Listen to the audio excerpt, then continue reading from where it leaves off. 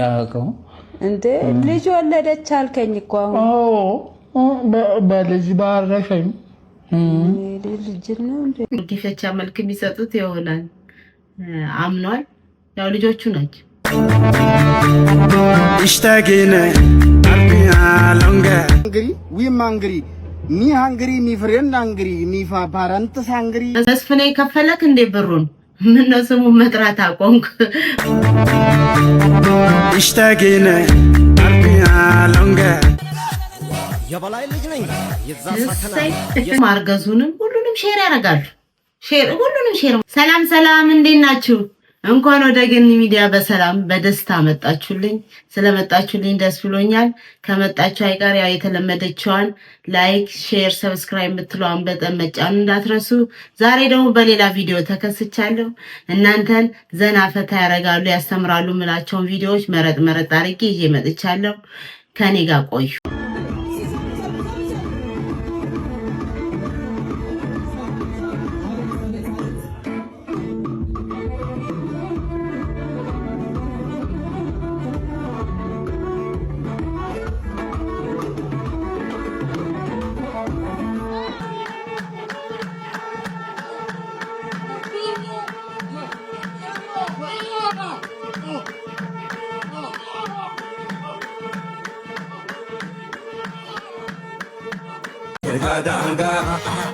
Danga Sabina Verde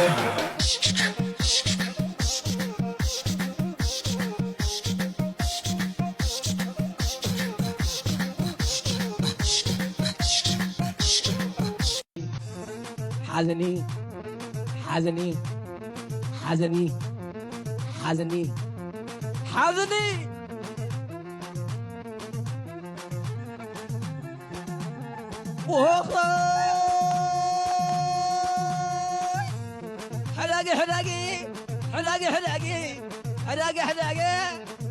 حلاقي إلى الأمر عيه يا قيد خواني عالت سبعيه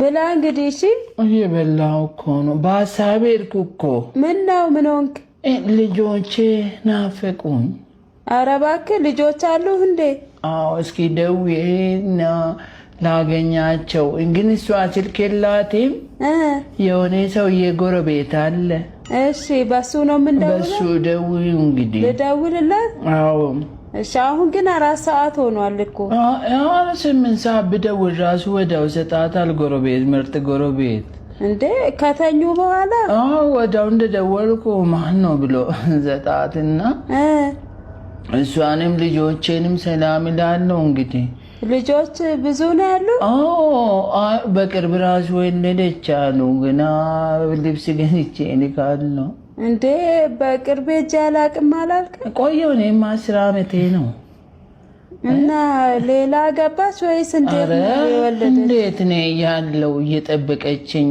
እውነት ነው ምን እንግዲህ ምንም ገዝቼ ነኝ የምላከው እንዴ ልጅ ወለደች አልከኝ እኮ አሁን በልጅ ባረከኝ ልጅ ነው እንዴ ያ ዋናው ማመን ነው ካመነ ልጆቼ ናቸው ብሎ ካለ ያው ማሳደግ ምናልባት በጉዲፈቻ መልክ የሚሰጡት ይሆናል አምኗል ያው ልጆቹ ናቸው ይቀበል Ethiopian people me hungry he hungry ግን don't worry Are we mangry me hungry me friend hungry me parents hungry all እንዳለ ዘመድ አዝማድ ሰፈሩ እንዳለ hungry all hungry ለሚመለከተው ይድረስ በእውነት all hungry we country hungry በእውነት hungry ኑሮ ሰም hungry እውነት ነው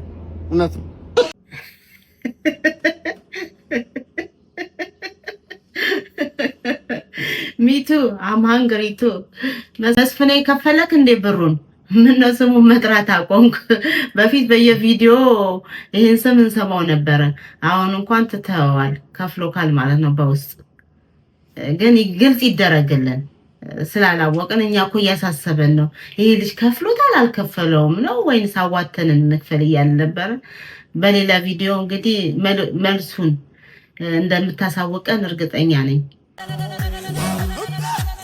የበላይ ልጅ ነኝ የዛ ሳከና የሰመጥሩ ቆራጡ ይሰለፍና ፈረስ ከግረኛ እኔ ነኝ ይሞክረኛ እንቀየር ቦታ አይሻል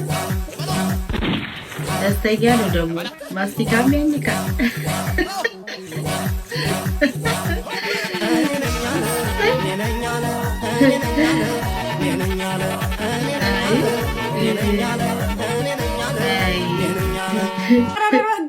ዘፈኑ ለጀግና ወንድ አበሾቻችን የተዘፈነ ዘፈን ነው እንጂ ታጥባ ተጠቅለላ ወደ ካስክ ውስጥ መሰስ ያለች ለምትገባ አንዲት ጎረምሳ የተዘፈነ ዘፈን አይደለም። ምናልባት መቼም ግጥሙን ሰምታችሁታል ብዬ ተስፋ አደርጋለሁ።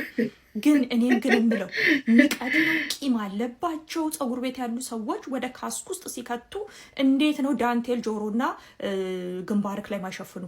ይሄን ሁሉ ሰዓት ፈሽተሽ ታጥበሽ ታጥነሽ በደንብ እንደው ቢያንስ ጥቅልል ብሎ እንዲዝልሽ አንድ ሰዓት ያህል ካስክ ውስጥ መቀመጥ አለብሽ ውዴ። እንደው ልንገርሽ ብዬ ነው። በኋላ እንደዚህም ተጠነቀቂለት ውበትሽ ግሽልጥልጥልጥ ብሎ በሙቀት እንደው እንዳይበላሽብሽ ብዬ ነው። እኔ ግን የምለው አያገሬ ግማሹማ አንበሳ ወንዱ በየግዳጁ ነው ያለው። ግማሹ ደግሞ ኑሮን ለመቀየር እንደው ይሄ ስደቱንም ምኑንም መከራውን ይበላል። ግማሹ ከጧት እስከ ማታ ተፍተፍ እያለ ቤተሰቡን ለማስተዳደር ይሞክራል፣ ይለፋል፣ ይጥራል፣ ይግራል፣ ልጆቹን ለማስተዳደር መከራውን ይበላል። ግማሹ ደግሞ በየሶሻል ሚዲያው ቡናቸውን እያፈሉ ጣናቸውን እያጨሱ እኝኝኝኝ ሲሉ ይውላሉ። የወንድነት ሆርሞናቸው ምን አባቱ የት እንዳባቱ እንደሄደ ስልምልም ልምጥምጥ ስልብልብል እያደረገ በያንድ በየሰውቱ ቤቱ እየዞሩ ይካድሟቸዋል፣ እኝኝኝ ይሉብናል። እንደዚህ አይነቱ ደግሞ በየፀጉር ቤቱ እየታጠበ እየታጠነ እየተጨሰለት እየተጠቀለለ እንደዚህ ደግሞ ሲሆኑ እናያለን። አያገሬ ተስፋለሽ ግን እናቴ አያገሬ ወይኔ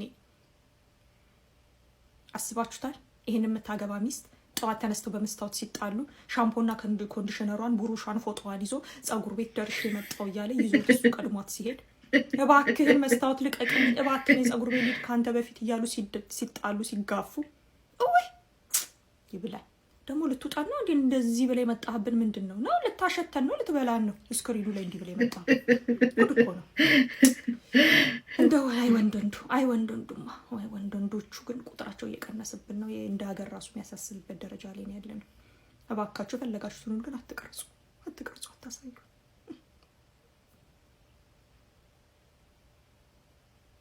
ምስክራለሁ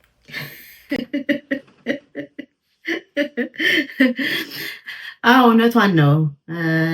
ባለፈው ቪዲዮ የወር አበባ ማይተዋል።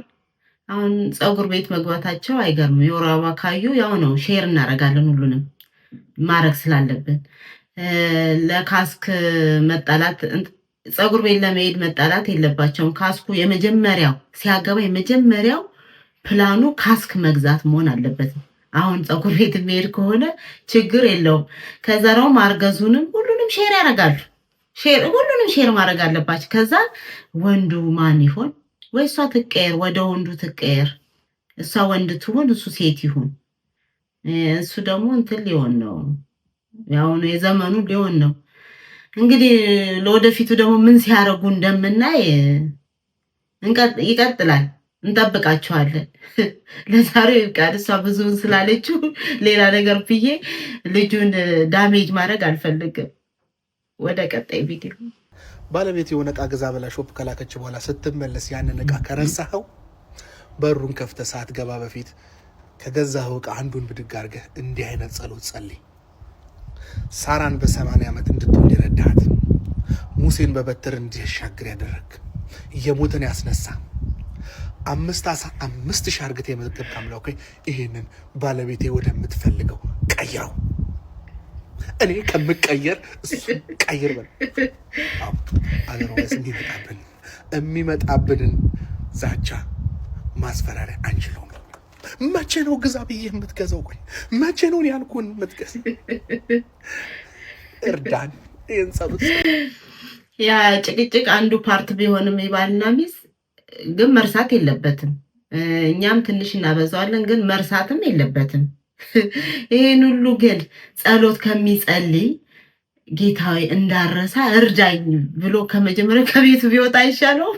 ሲመለስ ከሚጸልይ ከመሄዱ በፊት ቢጸልይ እኮ ያስታውሰዋል፣ ገደላም አይደርስበትም። ጸሎቱን መጀመሪያ ላይ አድርገው መጨረሻ ላይ አያዋጣም።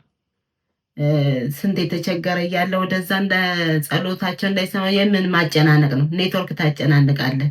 መጀመሪያ ስትወጣ ግን ከሆነ ሰላም አውለኝ የላከችኝን እንዳስታውስ እርዳኝ ብለህ ውጣ። የኔ ምክሬ እንደ ሴትነቴ ምክር ሰጥቼ ካለው ተቀበል። ወደ ቀጣይ ቪዲዮ። አፒታይቴን ዘግቶ ሰላም እየነሳ እንቅልፍ ያሳጣኝ ፍቅርሽ ርዕሱ ነው። እና ልጨምርበት አንድ ሁለት መስመር ጨምርበት። ርዕስ ሰፋ ሲል ያስደነግጣል። ምንድን ነው መባል አለበት? ገብቶሃል? እሺ አንዴ አዳምጡ።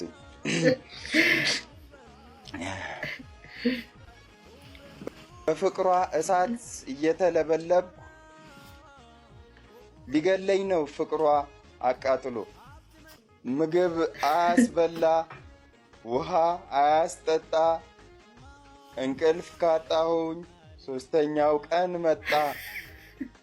ትፍረደኝ ቢራቢሮ ትፍረደኝ ጨረቃ ትፍረደኝ ፀሐይ እኔ እየወደድኳት እንደዚህ ነው ወይ ወይ ወይ?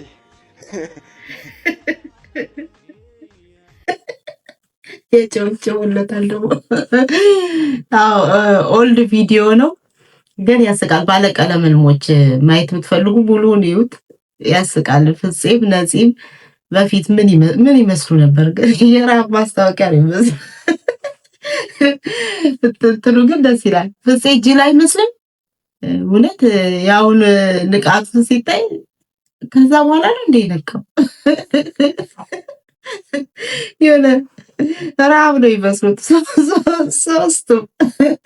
ነፂ ራሱ የፉጨት አስተማሪ ነው ይመስለው እዚህ ላይ እዩት። ባለቀለም ህልሞችን በልሻው ሞተር አስነሳ። ይታል እዛ ጋር ልውረድ። እዚህ ጋር ይታየም እንደ ሞተር የጤነኛ ነው ቁልፉ አይደል እንዴ? ቁልፉማ ይታየኛል። ምን ላድርግ? ቆይ ከዚህ በፊት ምን ነርተሃል? ገጠር እያለሁ አህያ ነድቻለሁ አይደለ? አህያ ግን ከባድ ይሄኛው ይሄ መኪና ነው። ገብተዋል። እዚህ ጋር ነጅ ፍሬን አለ፣ ማርሽ አለ። ፍሬሲዮን ትረግጣለህ፣ ማርሽ ታስገባለህ፣ ነዳጅ ደገፍ ታደርጋለህ። መኪናው ራሱን ችሎ ይሄዳል። መጀመሪያ ቤልት ስር ቤልት ምን ስር ቀበቶ ስር ታጥቄ ነው የመጣሁት። ዝግጁ ሆኜ ነው ከቤት ራሱ ስመጣ ታጥቄ ነው የመጣሁት። ኧረ እኔ መኪናውን ቀበቶ ነው የምልህ። እዚህ ጋር ጎን ላይ ያለውን ሳብ አድርገውና እሱን ሰር እንዴ ቁልፍ አሰስ። እሺ ደገፍ አድርገው። እምብዬው አለ እንዴ ልበለው እንዴ?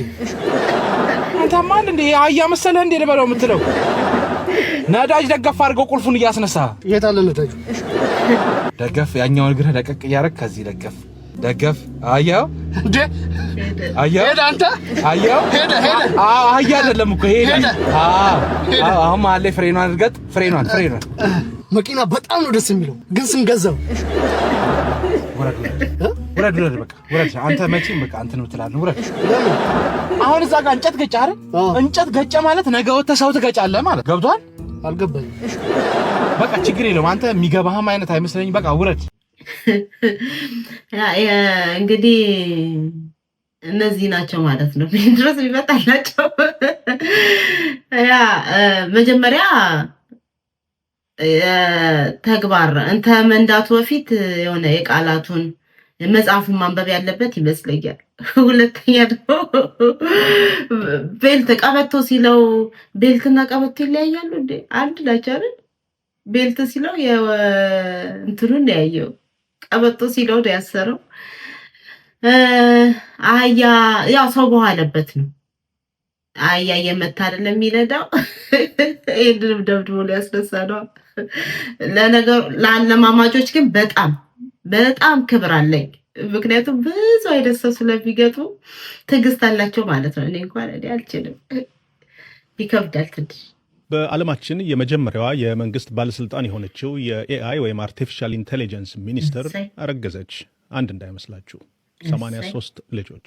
በአውሮፓዊቷ ሀገር አልባንያ በሚኒስትርነት እያገለገለች የምትገኘው ዲዬላ የተሰኘች የኤአይ ሚኒስትር ማርገዟን ይፋ ያደረጉት የሀገሩ ጠቅላይ ሚኒስትር ኤዲ ራማ ናቸው። ጠቅላይ ሚኒስትሩ በበርሊን በነበረ ዓለም አቀፍ የውይይት መድረክ ላይ እንደተናገሩት ዲዬላ 83ቱንም ልጆች መቼም ልጆች አይባሉም ብቻ ስትገላገል በፓርላማ ረዳትነት ያገለግላሉ።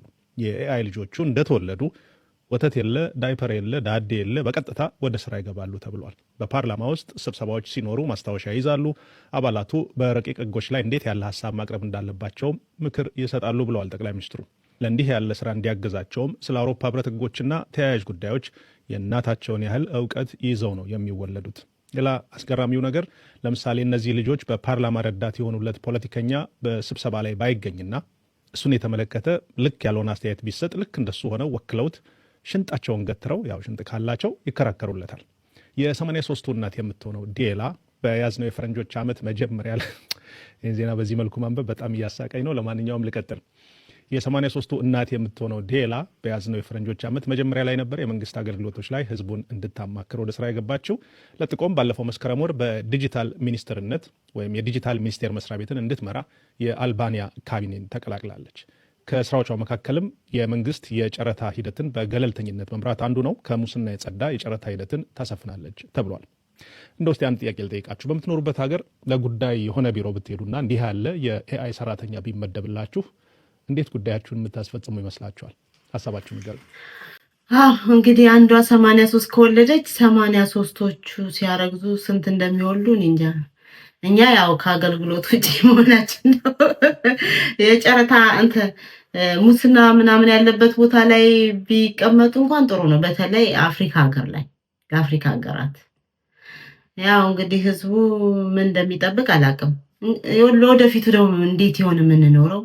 ከነሱ ጋር እየተጫረትን እየተሻማን ነው። ያሳስባል፣ አሳሳቢ ነው። እንግዲህ እንቀጥላለን እናያለን። ግን የገንፎ አዘጋጅታ ነበረ ነው መቼ ነው የምንጠይቃት? ዌዲንግ ቤቢ ሻወርስ ነበራት? እሱ አልተገለጸልንም። እሱንም መስማት እፈልጋለሁ። ቪዲዮውን እንደተመለከታችሁት ነው። ለዛሬ ያዘጋጀዋቸው ቪዲዮዎች እነዚህ ነበሩ። እንደተደሰታችሁበት እንደተማራችሁበት በማመን ያው የተለመደውን ላይክ፣ ሼር፣ ሰብስክራይቡን እንዳትረሱ። ሀሳብ አስተያየታችሁን ኮመንት ሴክሽን ላይ አስፍሩልኝ። ለእኔ ስለሚጠቅመኝ ማስተካከል ያለብኝን እንዳስተካከል ስለሚረዳኝ። በቀጣይ ቪዲዮ እስክንገናኝ ድረስ ባባይ